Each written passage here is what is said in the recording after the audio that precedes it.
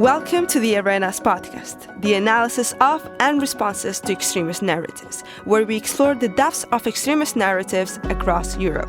I'm your host, Firdaus Alawi, and in this last episode, we are focusing on Slovenia, a nation grappling with its past and present as it navigates the rise of extremist ideologies.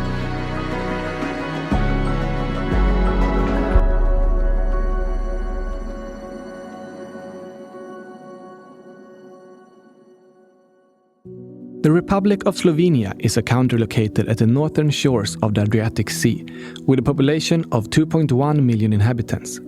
The area has historically been the crossroads of Slavic, Germanic and Romance languages and cultures, and the territory has been part of many different states, from the Roman Empire to the Kingdom of Hungary, the Napoleonic France and the Austro-Hungarian Empire. Hundreds of thousands of Slovene conscripts were drafted into the Austro-Hungarian army in the First World War, and tens of thousands died on the battlefield or in refugee camps.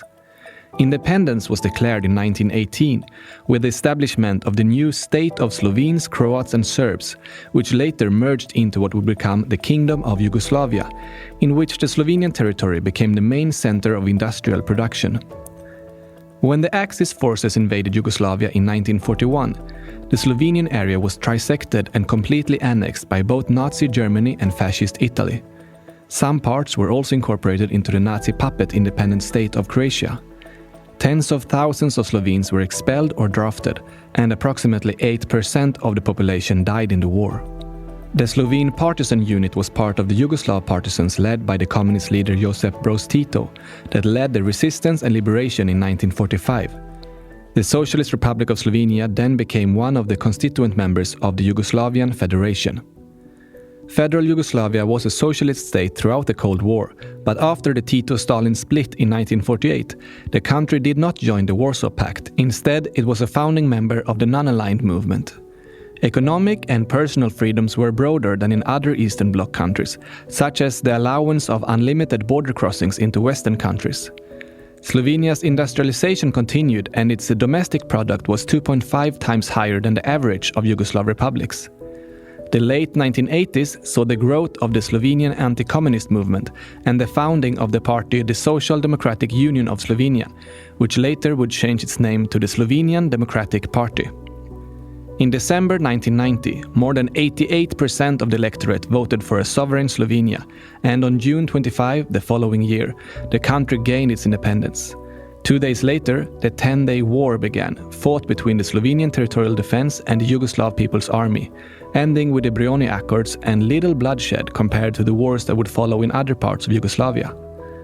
In 2004, the Slovenian Democratic Party placed first in the parliamentary elections, forming a center-right government under Prime Minister Janez Janša that oversaw the country's entry into both the European Union and NATO that same year. Janša would be back as Prime Minister representing the nationalist Slovenian Democratic Party 2 times, and he would receive growing criticism for being an illiberal right-wing hardliner. In the European elections of 2024, the Slovenian Democratic Party won 4 of the country's 9 seats with 30% of the votes.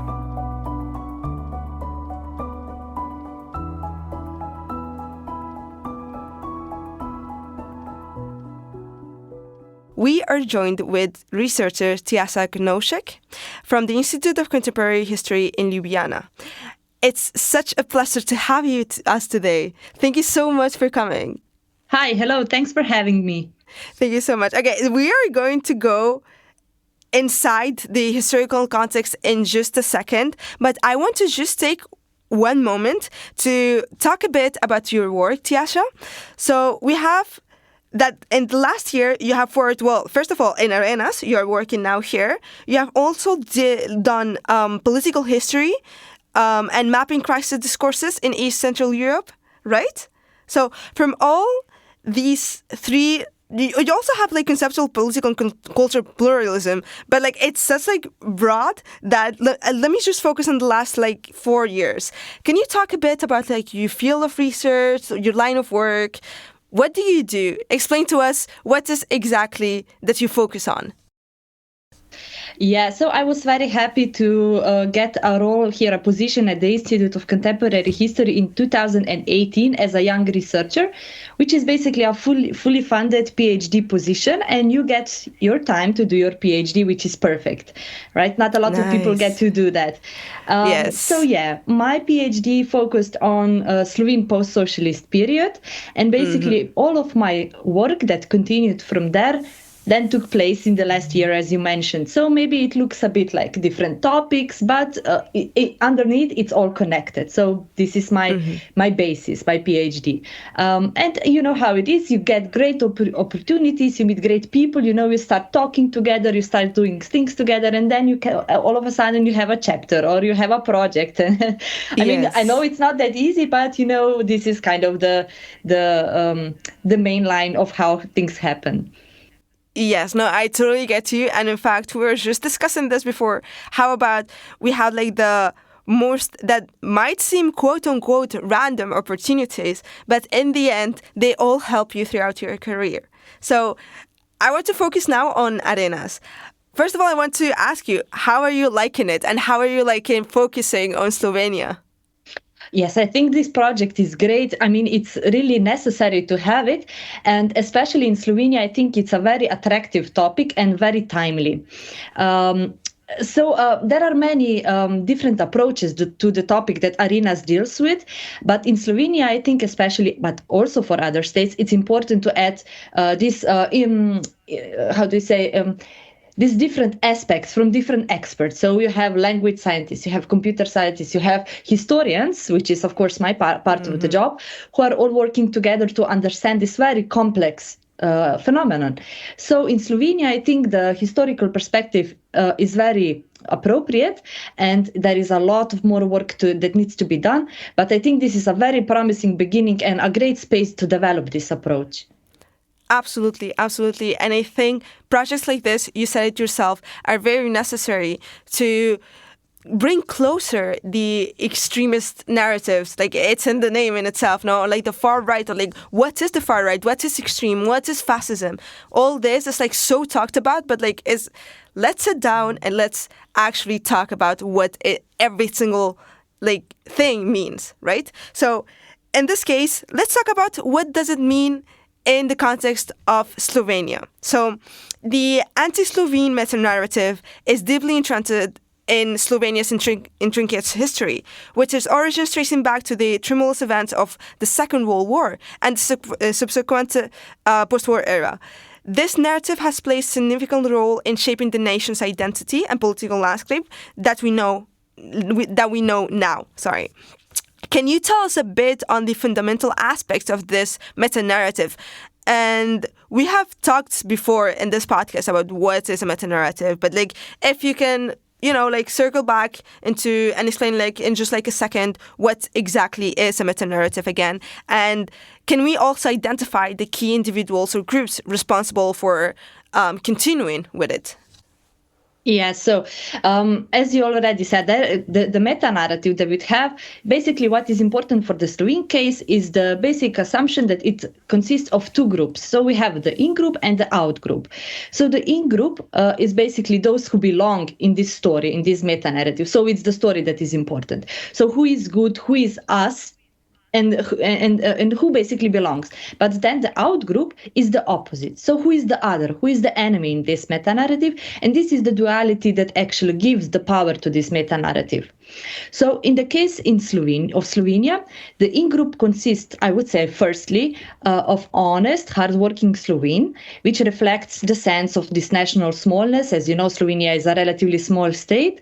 Then second, we have members of in-group who must be preferably heterosexual, possibly with children, Catholic. So this is in accordance with tradition. Then thirdly, members of the in-group must value the Slovene independent state. And again, here we come to the historical perspective and the political use of history, which is vital in this case. Then fourth, we have the in-group that carries a sense of some kind of injustice and suffering. So this is, again, similar to smallness, but it is more concrete. And this can be either personal injustice or national injustice. So I would say some of the central carriers of these meta-narratives would be, first, political parties who take up a lot of space in the media, mostly SDS, which is Slovene Democratic Party, and Janez Janša as its long-standing president. Then we have NSE, New Slovenia Christian Democrats, another political party, but also some institutions such as the Catholic Church and to some extent the Slovene Study Center for National Reconciliation.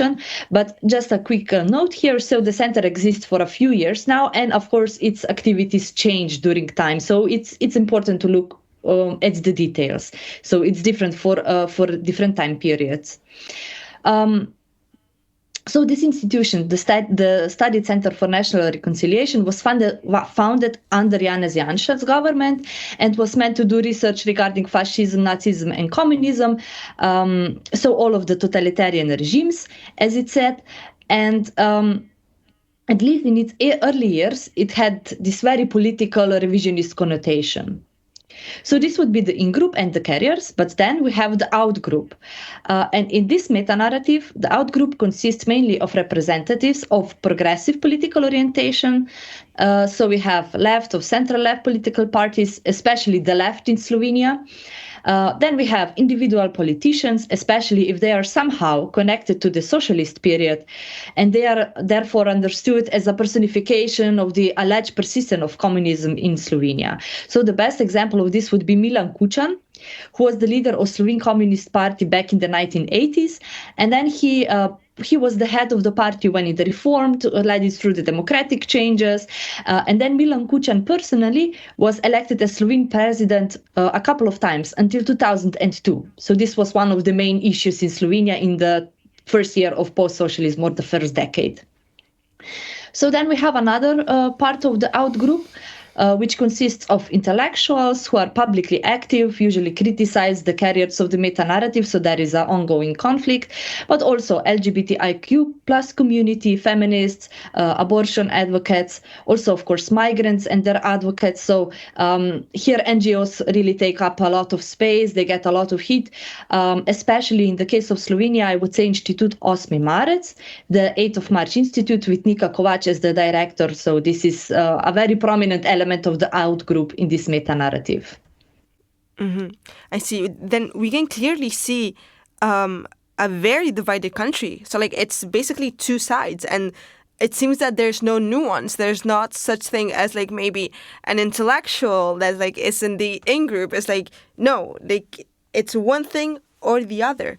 Now, you did talk about reconciliation, and I do want to make an emphasis on that. And I want to lead my next question to that. So we know that like in the aftermath of the wars and Slovenia's independence, the nation went on a challenging journey of reconciliation. We know it as sprava, right?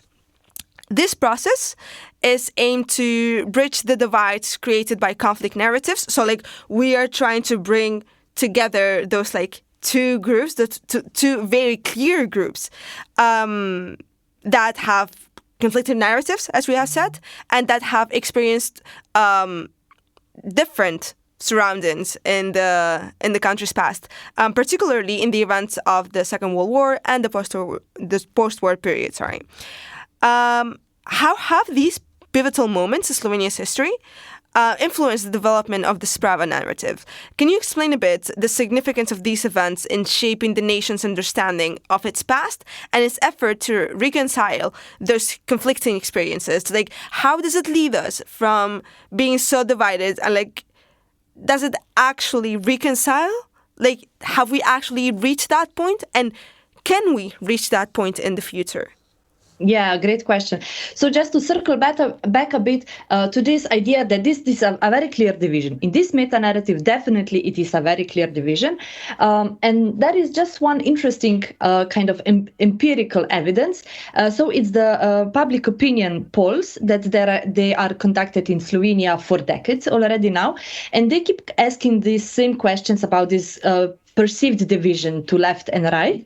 And it's very interesting to see that usually, how would you say, ordinary people or citizens who are asked this question, they do not show this division that the meta-narrative consists. So the meta-narrative, I say, it looks a much bigger dimension than it is among people here in Slovenia.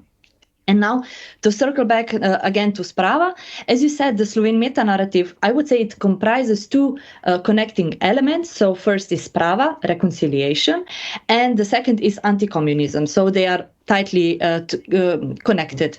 So Sprava, as you said, is an ongoing effort to heal societal divisions. So they were caused by World War II and the post-war crimes that happened after the war. So the objective of Sprava in general was to eliminate any historical injustices as a source of political division, and then to foster national unity. So initially, reconciliation sought to bridge the gap between the World War II factions. So on one hand, we have the anti-fascist, anti-Nazi liberation movement, so the partisan movement, which also included the communists. And on the other hand, we have the collaborationist side, which also included some conservative politicians and parts of the Catholic Church. So this is the ground for this situation with reconciliation. Yes. And then during the years of World War II, it was the Catholic Church who actually first called to reconciliation in order to kind of bridge this gap between these two completely opposing sides. And it did so when it became obvious that they, so the Catholic Church, were on the losing side of the war. And the aim of reconciliation in the first narrative that was created during the war was to heal and unite the national body. So this, of course, did not happen. Immediately after the end of the war, the partisans eliminated some of their political opponents and collaborators, resulting in a new historical event. So this is known as the post-war killings. And this event would greatly influence the developments of the future. So regarding the killings, the Institute of Contemporary History, or where I come from, created and curated a database of all the victims of World War II in Slovenia, and it's based on historical research. And it is estimated that around 14,000 people lost their lives after the war, most of them in post-war killings. So it's a big number. So the topic was taboo for decades after the war, and this fostered the real emotional and political potential of these events once they became public. Now, coming back to reconciliation. Reconciliation, again, gained prominence in the late 1980s when democratic changes slowly started to take place. So this time, the focus of reconciliation shifted from the split between the partisan liberation movement and the collaborators towards the post-war killings of the latter committed by the partisan units. So the structure of the narrative remained black and white, only the sides changed, and at the beginning, the members of the liberation movement were the good guys, and now the collaborators were basically the victims of these events. And in the light of the falling Yugoslav socialism, this helped to further undermine the regime. So with the end of communism, addressing these historical events that were taboo or undesired until they became a key aspect I will go again with the last sentence. So with the end of communism, addressing these historical events that were taboo before became one of the key aspects of democratization. So during the peak of Slovene independence process in 1991, Sprava took a very physical form, and it materialized in a reconciliation ceremony, Spravna slovesnost, at one of the post-war killing sites, where Milan Kučan, who I mentioned him before, he was the head of the Reformed Slovene Communist. So Milan Kučan had a speech, and Archbishop Alojzij Šuštar held a mass. So this was an act of public apology performed by the two supposedly different sides. And with this, reconciliation was supposed to end. This was kind of the end stop. Mm-hmm. But sadly, the topic of post-war killings turned from one of the beacons of democratization to an element of a never-ending narrative about an ongoing threat of communism and an unfinished transition to democracy, which we can characterize as anti-communism. And this is still present in contemporary Slovenia. So Sprava became less and less a question of history or of World War II and the post-war events, and much more about the current politics and current state of affairs. I see. One thing, very interesting thing that you mentioned that I wasn't expecting was that you said that the Catholic Church was the first to call for the reconciliation. Now, it is understandable because you mentioned that like they were more in the losing side, but still, how did? And I'm kind of like diverging a bit in the topic because I still have another question. But like, how did the general population feel about that? What was the sentiment, basically? Yeah, this is a very good question. So the experience of World War II in Slovenia as elsewhere is very complex and very diverse. So the first note that I would perhaps make is that the partisan side, so the liberation movement, also consisted a lot of religious people, a lot of church orders. So not the complete Catholic Church was on one side, so it was divided. You had some individuals, also some groups, some church orders that worked perfectly with the partisan movement.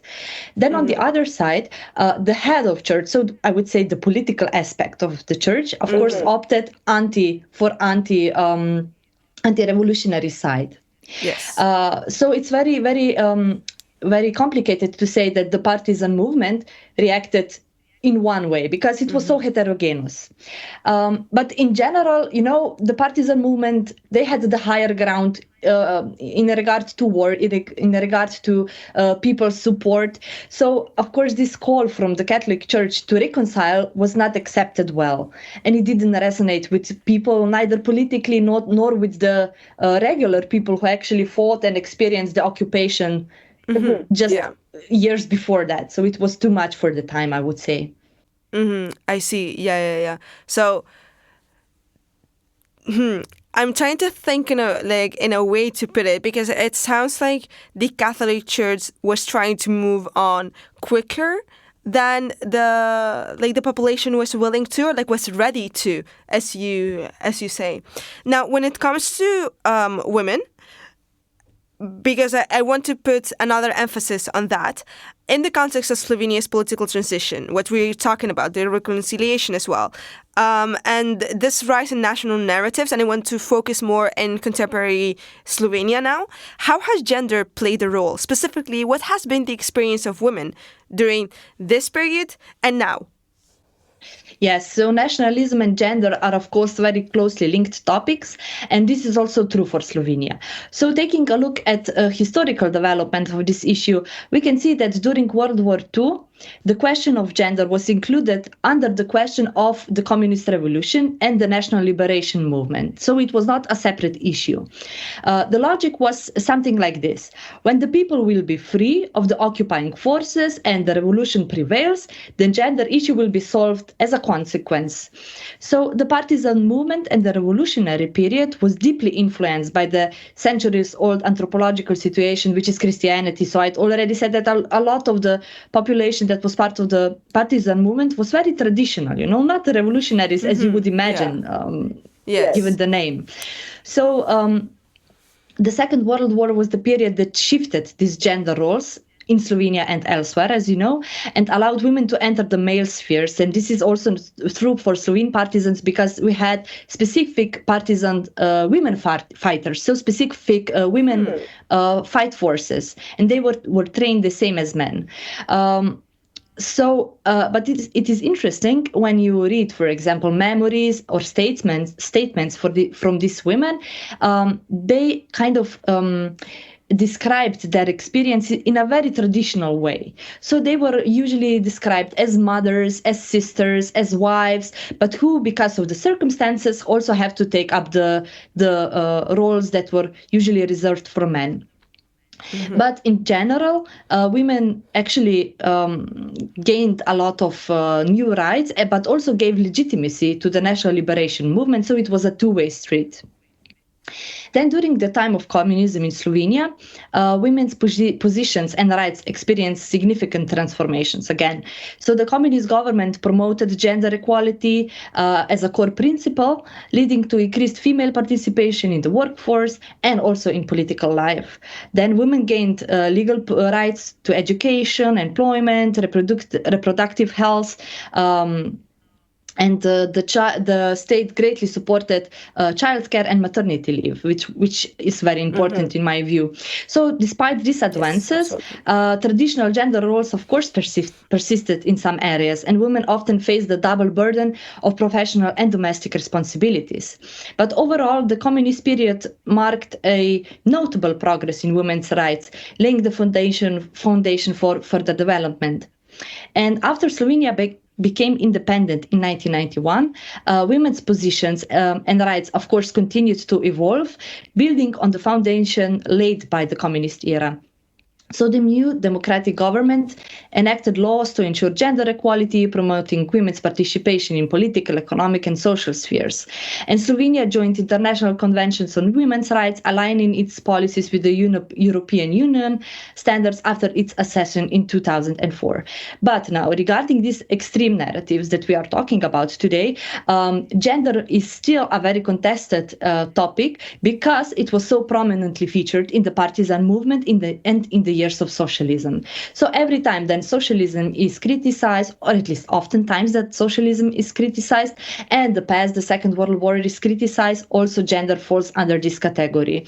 So it's not very desirable, perhaps, to declare yourself as a feminist, and then one can quickly become, come under fire for the same criticism as left-wing politics and the past containing socialism. That is, again, I am repeating myself, but that is so interesting because it led me to thinking how in the beginning we talked about the in-group and the out-group, and it's very obvious, like in both parts we will have both men and women, and still when we criticize the socialism or we criticize the partisan movement, it's automatically associated to women when it could perfectly be that in the in-group there are women as well. So it makes very much no sense that you're saying, are you talking about all women? Are we talking about women in the out group? What exactly is it? I think that is what's lacking, no? The very definitive idea of what women are we talking about. Now, I would love to, I have so many more questions and I would love to continue talking about this, but unfortunately we will have to leave the topic here. Thank you again, Tjaša, for helping us understand these complex roots and their implications for the present days. We have seen that even though there's clearly divided lines, it's such a nuanced topic. It has so many layers that we cannot just simply say, okay, these are the bad people, these are the good people, and this is what happened. No, there are so many, as I said, different layers and different points that must be talked about. So thank you again, and thank you to our listeners for listening to this episode and for following us throughout this whole season. It was such a delight to host the Arena's first podcast season, and we will see you soon. Thank you. This podcast is part of the Arenas project, funded by the European Union Horizon Programme, under the Framework Programme for Research and Innovation, 2021 to 2027. Speaker voice, Gabriel Wahl.